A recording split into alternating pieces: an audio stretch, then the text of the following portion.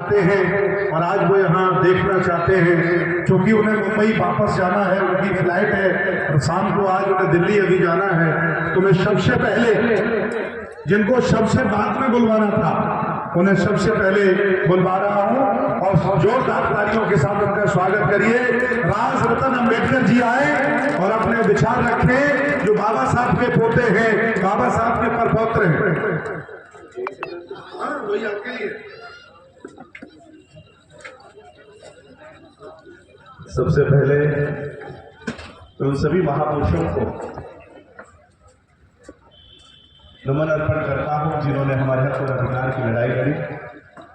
मंच पर उपस्थित सभी मान्यवर और जिनके आमंत्रण पर मैं यहाँ पर आया हूँ वो हमारे करीब, हमारे दोस्त और इस मिशन में हमेशा हमें लीगल गाइडेंस देने वाले मनोज कुमार जी, मंच पर उपस्थित संते सुमित्र जी, महात्मा जी और यहाँ पर उपस्थित सभी मेरे भाइयों को, बहनों और माताओं को राज रतन अम्बेडकर का जय भीम।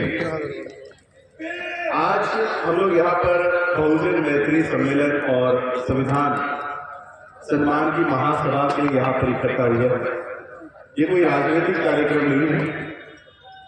बाबा साहब अम्बेडकर जी ने दिए हुए संविधान को आने वाले समय में कैसे बचाया जाए और बहुजनों में कैसे मैत्री कायम की जाए, उसके लिए ये महासम्मेलन का आयोजन किया गया है।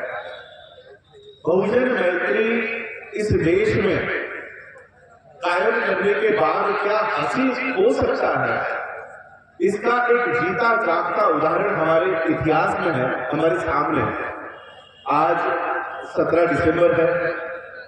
कुछ दिनों बाद 1 दिसंबर को महाराष्ट्र के भीमा कोरेगांव में बहुत लोग उस शौर्य स्तंभ को अभिवादन करने के लिए जाते हैं।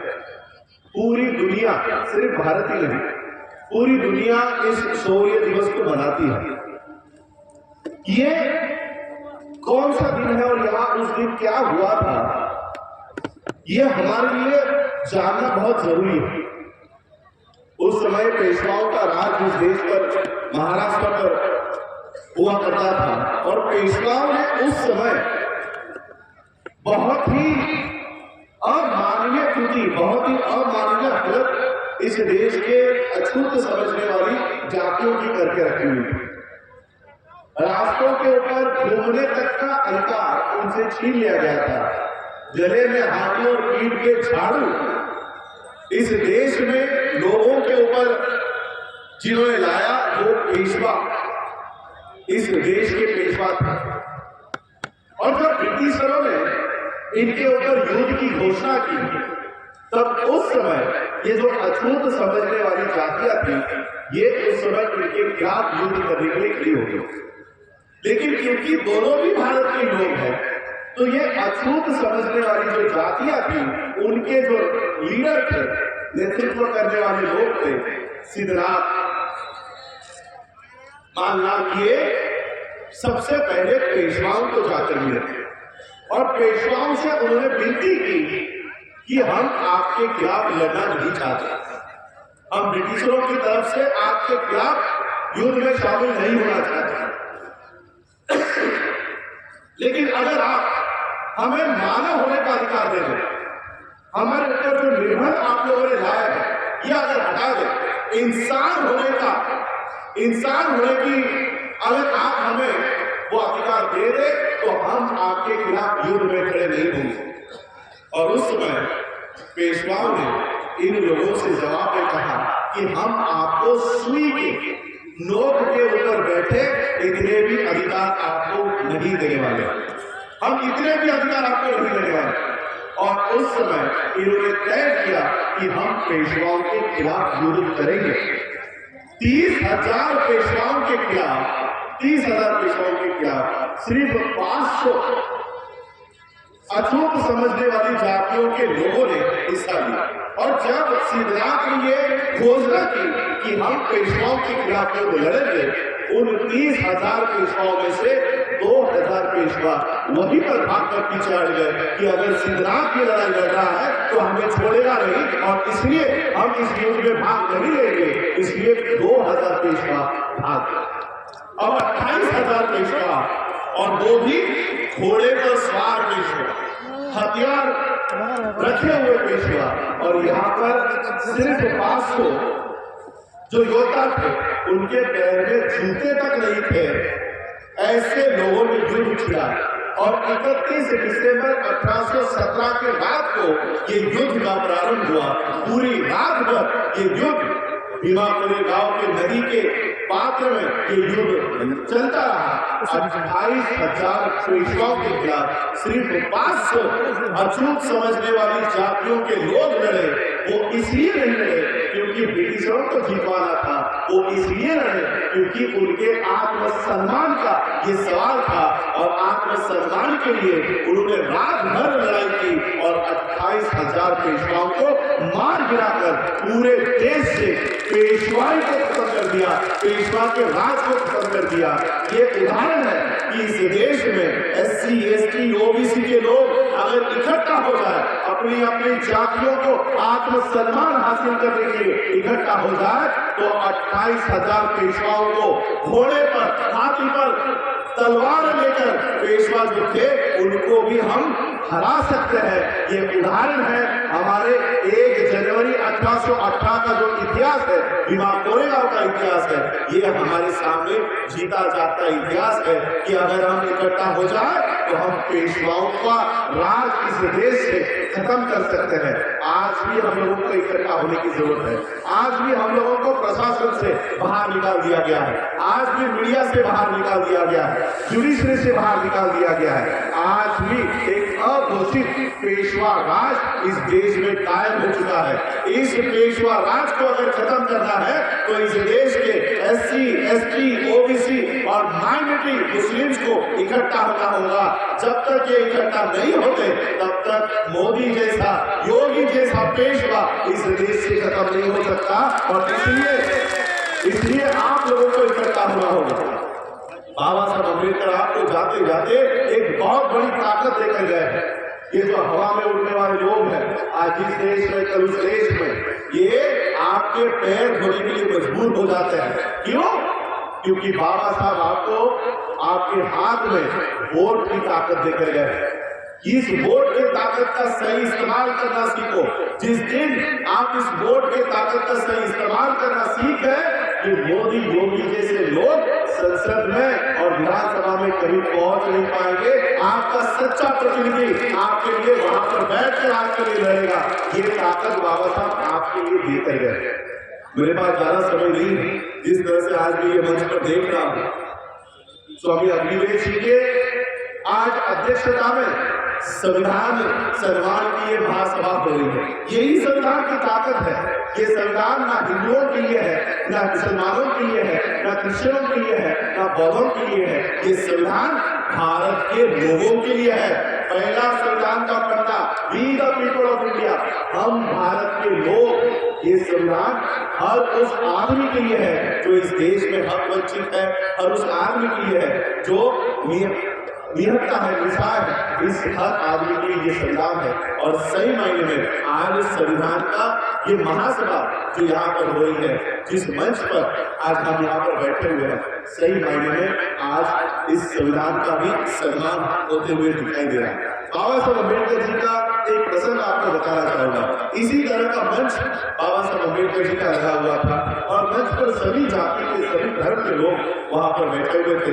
ब्राह्मण एक मुखर्जी नाम के भी बाबा साहब के दोस्त हुआ करते थे, वो भी बैठे हुए थे। तो बाबा साहब अपने स्पीच के लिए खड़े हुए और स्पीच में बाबा साहब ने कहा कि जिस तरह से आज इस मंच पर SC, ST, OBC, माइनॉरिटी मुस्लिम के लोग यहाँ पर बैठे हुए हैं, अगर इस तरह की दोस्ती, इस तरह की मैत्री अगर आप लोग करो तो ये जो मुखर्जी यहाँ पर बैठा हुआ है, ये जो ब्राह्मण समाज के लोग यहाँ पर बैठे हुए हैं, तो ये भी आपके जूते के फीते खोलने में गर्व महसूस करेंगे। इतनी ताकत आपके एकता में है, मैत्री में है। और यही मैं संदेश आप लोगों को देना चाहता हूँ। SC, ST, OBC, माइनॉरिटी मुस्लिम, क्रिश्चियन, ये सभी लोग इकट्ठा होकर अगर बाबा साहब ने दिए हुए संविधान को बचाने के लिए आगे आते हैं और बहुजनों में मैत्री कायम करते हैं, तो इस देश का संविधान बचाने की जो मुहिम आज पूरे देश भर में माननीय राजेंद्र गौतम जी हो, माननीय मनोज कुमार जी हो, इनकी जो मूवमेंट चल रही है, मिशन चल रहा है, इसमें हम कामयाब हो पाएंगे। सिर्फ आप लोगों का साथ इन सब मूवमेंट को आप लोगों को देना होगा, क्योंकि मुझे तुरंत निकलना है। 2:30 पर मुझे यहाँ से निकल जाना चाहिए था, क्योंकि 8 बजे की मेरी फ्लाइट है, इसलिए अधिक मैं आप लोगों को संबोधन नहीं कर पाऊंगा। लेकिन एक उम्मीद मैं आप लोगों से आशा और विश्वास व्यक्त करना चाहूंगा। बाबा साहब अम्बेडकर जी ने जो अधिकार आपको दिया है 2024 में, इसका सही इस्तेमाल करना। देखिए, एक बयान इस देश के होम मिनिस्टर ने दिया हुआ, होम मिनिस्टर, गृह मंत्री, जिसकी जिम्मेदारी होती है कि भारत के हर नागरिक की सुरक्षा करना उनकी कर्तव्य है, उनकी जिम्मेदारी है। वो एक गृह मंत्री भारत का इलेक्शंस में, दिल्ली के इलेक्शंस में ये बयान देता है कि ईवीएम में बीजेपी का बटन इतने जोर से दबाओ कि हर मुसलमान को करंट लगना चाहिए। ये बयान इस देश का होम मिनिस्टर दे रहा है, कौन? जिसके ऊपर भारत के लोगों की सुरक्षा की जिम्मेदारी है। वो मंत्री, गृह मंत्री, भारत के मुसलमानों को मार डालो या उनको करंट लग जाए, ऐसा कृत्य करो, ऐसा बयान देता है। हम लोग युद्ध को मानने वाले लोग हैं, बाबा साहब को मानने वाले लोग हैं, इसलिए हम ऐसा बयान नहीं देना चाहते। लेकिन एक बात मैं जरूर बताना चाहूंगा, इस 2024 में बीजेपी को हराने की ताकत रखने वाले हर उस कैंडिडेट का बटन इतने जोर से दबाओ कि अमित शाह को मेंटल करंट जरूर लगना चाहिए कि ये क्या हो गया। ये बीजेपी को सत्ता से देखो, क्योंकि धीरे धीरे ये भारत के संविधान को हटाकर राजदंड, जिसे सेंगोल के नाम से इस देश में बुलाया जा रहा है, अब संविधान के दायरे में काम नहीं होगा, काम किससे होगा? राजदंड से होगा। अब राजा का राजदंड भारत में आ चुका है और संसद में ब्राह्मणों द्वारा उसको प्रस्तावित कर दिया गया है। आने वाले 2024 के बाद भारत में भारत का संविधान नहीं तो इस राजदंड के माध्यम से काम होगा। इस राजदंड को फिर से उनके सर पर मारकर संसद से बाहर निकालने की जिम्मेदारी भारत के हर नागरिक की है, भारत के हर धर्म के लोगों की है, और इसको फिर से संसद से बाहर निकालने का काम भी हमें करना होगा।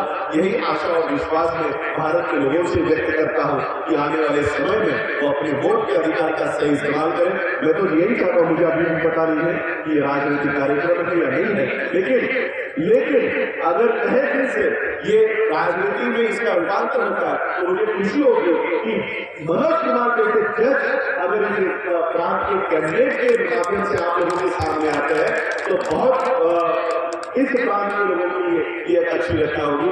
मैं मनोज कुमार जी को भी बाबा साहब का किस्सा बताना चाहता हूँ कि मैंने अभी सुना कि वो अपनी जज पद का भी इस्तीफा देने के लिए तैयार हो गए हैं, जज पद का इस्तीफा दे रहे हैं। बाबा साहब अम्बेडकर जी को जज पद की, जज पोस्ट की अपॉइंटमेंट आई, सिलेक्शन हुआ। बाबा साहब अम्बेडकर जी का एक स्पीच है, बाबा साहब कहते हैं ये मुसीबत कौन अपने गले में पाल के ले है। सुबह 10 से 5 बजे तक आके कोर्ट के रूम में बैठा रहा तो मैं मेरे समाज की लड़ाई कब लड़ूंगा। आप अगर मनोज कुमार जी इस जज पद को ठुकरा कर समाज की लड़ाई लड़ने के लिए उतर रहे हैं तो हमें उनका स्वागत करना चाहिए कि जज मनोज कुमार जी अब कोर्ट में बैठकर सिर्फ किसी के झगड़े, किसी को न्याय देने का नहीं तो समाज को रास्तों के ऊपर उतरकर समाज को न्याय देने का काम भारत की संसद से करेंगे। ये काम बहुत सराहनीय है। मैं उनकी भी तारीफ करता हूँ कि अगर ये स्टेप वो उठाते हैं तो मैं उनके तहे दिल से स्वागत करता हूँ। बाबा साहब के परिवार के सदस्य होने के नाते मैं उनके स्टेप का जरूर स्वागत करूंगा कि बाबा साहब के मिशन से वो यहाँ पर आए। मैं आप लोगों का आभार व्यक्त करता हूँ कि आपके समय में से आप लोगों ने मुझे समय निकाल के दिया, आप लोगों ने भी मुझे सुना, उसके लिए आप सभी लोगों का आभार व्यक्त करता हूँ और अपनी वाणी को यही विराम देता हूँ। आप लोगों ने मुझे सुना उसके लिए धन्यवाद, आभार। जय भीम, नमो बुद्धाय, जय भारत, जय संविधान। जय भीम, जय भीम, जय भीम। भाई एक बार